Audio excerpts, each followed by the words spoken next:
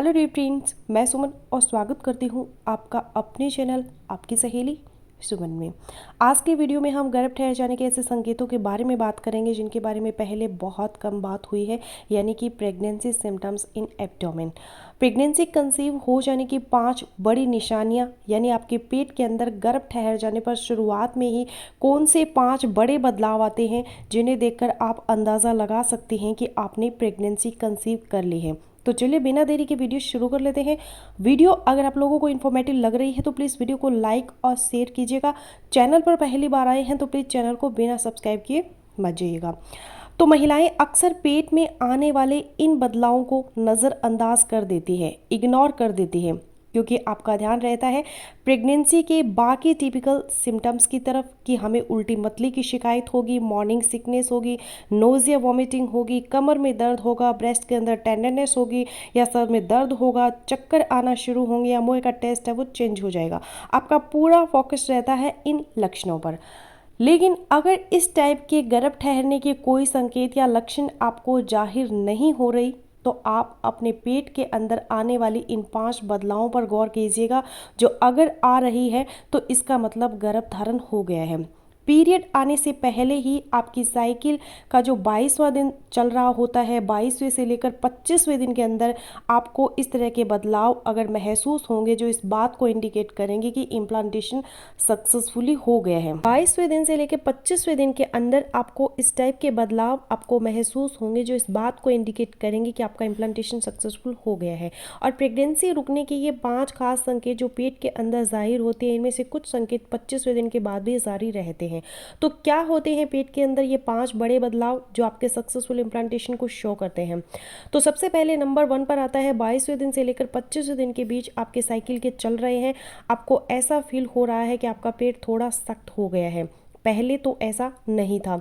दिन में किसी भी टाइम आपको ये फील हो कि आपका पेट बाहर की तरफ आ गया है और फिर थोड़ी देर बाद आपको ऐसा लगे कि फिर से नॉर्मल हो गया है, और फिर किसी किसी टाइम आपको अपना पेट फूला हुआ और बाहर की तरफ निकला हुआ महसूस हो, तो 90% चांस है कि आपकी इम्प्लांटेशन हो गई है, आपने प्रेगनेंसी कंसीव कर ली है। और पेट के अंदर आने वाले ये बदलाव हर महिला के अंदर आते हैं प्रेगनेंसी रुकने पर, इम्प्लांटेशन होने पर, लेकिन आपका ध्यान प्रेगनेंसी के टिपिकल सिम्टम्स पर रहता है, इस तरफ ध्यान नहीं जाता।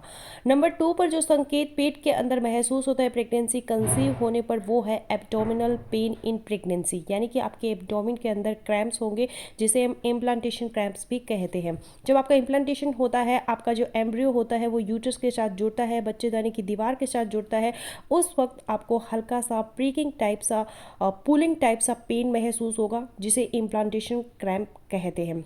ये पेन आपके पेट के निचले हिस्से में, लोअर एब्डोमेन में, नाभि के नीचे एक तरफ भी हो सकता है या फिर दोनों तरफ भी हो सकता है, और 1 या 2 दिन तक ये पेन रहता है। तो ये भी प्रेगनेंसी रुक जाने का एक खास संकेत है पेट के अंदर। अब नंबर 3 पर आपको अपने पेट के अंदर ऐसा महसूस होगा जैसे कुछ गोल गोल घूम रहा हो, गोल गोल घूमता हुआ कुछ महसूस होगा।